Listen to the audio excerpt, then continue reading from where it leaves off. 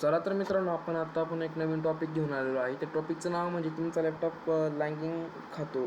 तो लँगिंग कशामुळं खातो? तर सपोज तुम्हाला विंडोज प्लस आर दाबायचं आहे. विंडोज प्लस आर दाबून तुम्हाला इथं टेम्प टाईप करायचं आहे. टेम्प टाईप केल्याच्यानंतर तुम्हाला इथं फाईल दिसते ना, फाईल तुम्हाला सिलेक्ट ऑल प्लस डिलीट करायची आहेत. म्हणजे फाईलला ही जी फाईल डिलीट केल्याने तुम्हाला कोणतीही तुमच्या विंडोज करप्ट वगैरे होणार नाहीत. त्यानंतर तुम्हाला विंडोज पर्सेंटेज तुम्हाला 10% टाईप करायचं आहे. त्याच्यानंतर तुम्हाला इथं सिलेक्ट ऑल प्लस डिलीट आणायचं आहे. ही तुमची टोटली एक टेम्पररी फाईल असतात. त्याच्यामुळे तुमचा PC ची जी डिस्क असते, लोकल डिस्क असते ती भरती एक इथं तुम्हाला यायचं आहे. नंतर विंडोज प्लस आर दाबून तुम्हाला पुन्हा पेज टाईप करायचं आहे. तुम्हाला इथं खाली पेज दिसतंय, खाली इथं पेज दिसतंय. हे पेज तुम्हाला काय करायचं आहे, पेजने तुम्हाला सिलेक्ट टू सॉल्व करायचं आहे. डिलीट मारायचं आहे. डिलीट मारल्याच्या नंतर तुमचं इथं तुमची पूर्ण फाईल डिलीट होती. त्यानंतर तुम्हाला पुन्हा विंडोज प्लस आर दाबायचं आहे. सॉफ्टवेअर डिस्ट्रीब्युशन तुम्हाला टाईप करायचं आहे. सॉफ्टवेअर डिस्ट्रीब्युशन टाईप केल्यानंतर तुम्हाला इथं सिलेक्ट ऑल प्लस करून हे करायचं आहे. त्यानंतर दुसरा प्रॉब्लेम म्हणजे मला एक प्रश्न विचारला होता की सर मला वायफाय कनेक्ट होत नाही, किंवा जे वायफायचं जे आयकन असतं ना मित्रांनो, ते शो करत नाही. ते का बरं शो करत नाही? ते का शो करत नाही? ते वायफायचं जे आयकॉन असतं, तर माझी ते वायफायचं आयकॉन शो करतं. तर मी इथं वायफाय ऑन करतो आहे, सध्या इथं वायफाय नाही आयकॉनचं. पण जर इथं वायफायचं आयकॉन जर शो नसेल करत, तर विंडोज प्लस आर मला इथं दाबायचं आहे. इथे एक तुम्हाला कोड देतो 197 तुम्हाला टाईप करायचा आहे. 197.0.1. तर आपण ते न घेता तुम्हाला हा कोड तुम्हाला एक टाईप करायचा आहे. पीक, तुम्ही हा कोड बघू शकता की पीक 192 + 168.02.210 हा टाईप करायचा. तुम्हाला इथे एंटर मारायचा आहे. इथे एंटर मारल्याने तुमचं जे वायफाय कार्ड असेल ते वायफाय कार्ड रिफ्रेश होणार आहे. वायफाय कार्ड रिफ्रेश होणार तुमचं इथे येणार आहे. त्यानंतर तुम्हाला टाईप करायचं इथं सर्व्हिसेस टाईप करायच्यानंतर तुम्हाला इथं ओपन करायचं आहे. ओपन केल्याच्यानंतर सर्वात तुम्हाला खाली जायचं आहे आणि इथे तुम्हाला WPN ऑटो कॉन्फिग ही जी तुम्हाला रनिंग दिसतंय, ही तुम्हाला इथे रनिंग दिसतंय बघा. इथं तुम्हाला रनिंग दिसतंय. ही जर रनिंग नसेल तर याला तुम्ही राईट क्लिक करून इथं राईट क्लिक करून इथं तुम्ही स्टार्ट करू शकतात. आणि इथे एक प्रॉपर्टीज आहे, त्या प्रॉपर्टीवर तुम्ही इथं मॅन्युअल आहे ना, मॅन्युअल इथं डायरेक्ट तुम्ही मॅन्युअल करून टाकायचं. इथं अप्लाय आणि इथं ओके दाबून टाकायचं. त्यानंतर दुसरा प्रॉब्लेम असा होता. त्याच्यानंतर तिसरं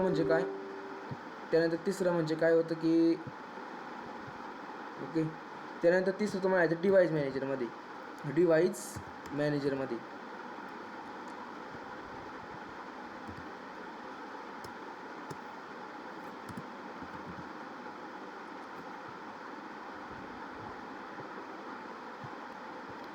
त्यानंतर आपल्याला जायचं आहे डिव्हाइस मॅनेजरमध्ये.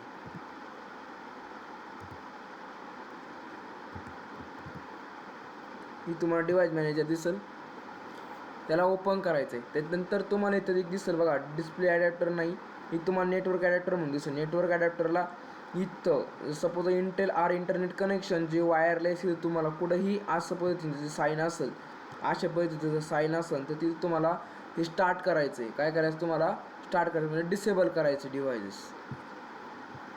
त्यानंतर सर्वात महत्त्वाचा पॉईंट, कधी काय होतं की आपलं विंडोज वगैरे करप्ट होते. विंडोज वगैरे करप्ट झाल्याच्यानंतर त्याला पॉईंट कोणता आहे, किंवा तुमची जी डिस्क पार्टिशन लोकेट होती, डिस्क पार्टिशनमध्ये तुमचे विंडोज इन्स्टॉल करताना प्रॉब्लेम येतो. तर सपोज तुम्हाला इथे विंडोज प्लस आर दाबून तुम्हाला CMD टाईप करायचा आहे. CMD टाईप करायच्यानंतर तिथं ओपन करायचं आहे. तुम्हाला एक कमांड द्यायची आहे CHKDSK. इथं टाईप करायच्यानंतर तुम्हाला एंटर मारायचं आहे. Do not access is the file. याला आपण डायरेक्ट इथून करूया. इथं तुम्हाला टाईप करायचं आहे CMD टाईप करायच्यानंतर तुम्हाला इथं रन ॲज ॲडमिनिस्टर करायचं होतं. 2 मिनटं. रन ॲज ॲडमिनिस्टर करायचं आहे. तुम्हाला टाईप CHKDSK. त्यानंतर तुमचे ॲटोमॅटिक फाईल जे असतात हे फाईल तुमचे स्कॅन होतील. त्याच्यानंतर स्कॅन केल्यानंतर तुमची जी पण करप्ट फाईल असतात ते नीट होतील.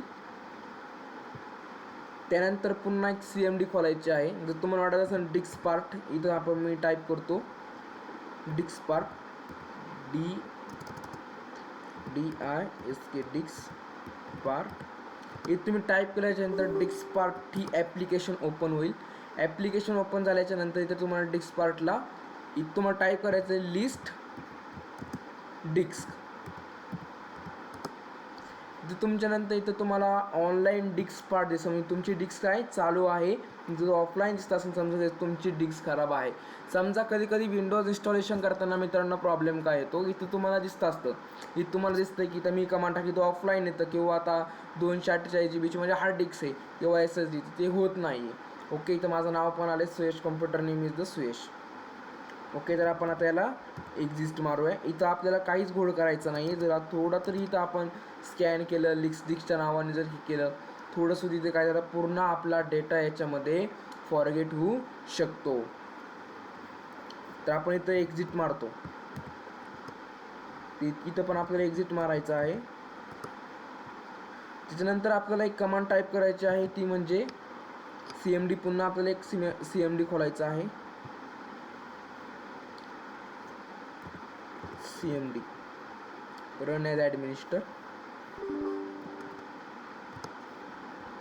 त्याच्यानंतर आपण SFC फ्लॅश SCANNOW स्कॅन नाव ही जी कमांड आहे दॅट्स अ व्हेरी इम्पॉर्टंट. म्हणजे तुमच्या पूर्ण सिस्टमच्या फाईलला ही जी फाईल आहे तुमच्या पूर्ण सिस्टमच्या फाईलला ही इनकरप्ट करते. म्हणजे पूर्ण काहीच करप्ट जे फाईल असतात ती पुन्हा वापस ती रिपेअर करते. दॅट्स तुम्हाला CHK DSK कमांड जे आहे तुम्हाला ती पेन ड्राईव्ह रिपेअर करायला पण येते. पण कधी कधी तुम्हाला वाटत असेल पेन ड्राईव्ह रिफ्रेश करायचं असेल ते पण ती तुम्हाला कामाला येते. हे जेवढ्या पण मी तुम्हाला कमांड सांगितल्या आहेत ह्या कमांड CHK DSK कमांड आहे that is a repairing of the file. याच्यामुळे आपले विंडोज 10 फाईल वगैरे असतात ते पण मागे येतात. बरोबर. त्यानंतर दॅट्स बघा, आता तुम्ही ही जी तुम्ही बघतात व्ह्यू वगैरे यांची स्पीड कधी कधी खूप स्लो असते. तर यांची स्पीड स्लो असते तर मग आपल्याला काय करायचं आहे, रजिस्ट्री ऑप्शन खोलायचं आहे. विंडोज रजिस्ट्री ऑप्शन खोलायचं आहे. तुम्हाला एंटर मारायचं आहे. एंटर मारल्याच्या नंतर तुम्हाला इथं दिसतंय की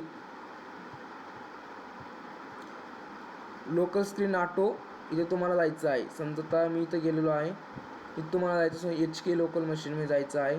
त्यानंतर तुम्हाला कंट्रोल पॅनल्समध्ये जायचं आहे. कंट्रोल्स पॅनल्समध्ये तुम्हाला जायचं आहे. कंट्रोल्स पॅनल्समध्ये गेल्याच्यानंतर तुम्हाला डेस्कटॉप एक दिसेल बघा, डेस्कटॉप दिसेल. त्या डेस्कटॉपच्या तुम्हाला असं व्हायला दिसेल तिकडून ते नाव मी तुम्हाला नाव सापडून दाखवतो.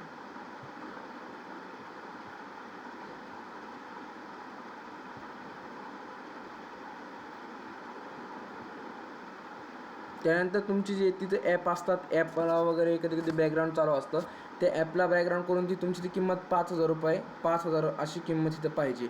म्हणजे तुमची ती बॅकग्राऊंड सर्व्हिसेस चालू असतात. तुम्ही जेव्हा शटडाऊन करतात तेव्हा तुमच्या शटडाऊनला ते येत राहतं, ते ॲप्लिकेशन येतात शटडाऊनला. तर तुम्ही इथं न्यू व्हॅल्यू करून कंट्रोल सेटमध्ये जाऊन तुम्ही ही व्हॅल्यू करायची असते. ही जी कमांड होती CHK DSK ही कमांड तुम्हाला एक म्हणजे विंडोज स्क्रप्ट वगैरे आल्या BSOD एरर आल्यावर ही तुम्हाला कमांड खूप इम्पॉर्टंट आहे. ही कमांड तुम्ही टाकल्यास तुमची जी विंडोजचं जे बायपास रूम्स वगैरे आहेत ते हे होईल. विंडोजचे पासवर्ड बायपास करायचे व्हिडिओ मी लवकरच आणणार आहे आणि कशा पद्धतीने बायपास करतात पासवर्ड हेही मी तुम्हाला सांगणार आहे. That's practical. त्यानंतर थँक्यू मित्रांनो, धन्यवाद.